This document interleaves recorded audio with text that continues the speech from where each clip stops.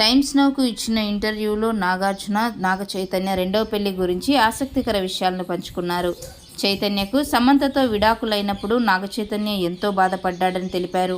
నాగ చైతన్యతో పాటు కుటుంబం మొత్తం కూడా చాలా బాధపడ్డట్టు తెలిపారు నాగార్జున.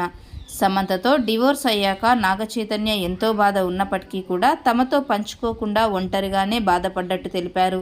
తర్వాత శోభిత పరిచయం అయ్యాక నాగ చైతన్య సంతోషంగా ఉన్నాడని, నాగ చైతన్య శోభిత ధూళిపాల ఒకరి పట్ల ఒకరు ఎంతో ప్రేమను కలిగి ఉన్నారని తెలిపారు నాగార్జున.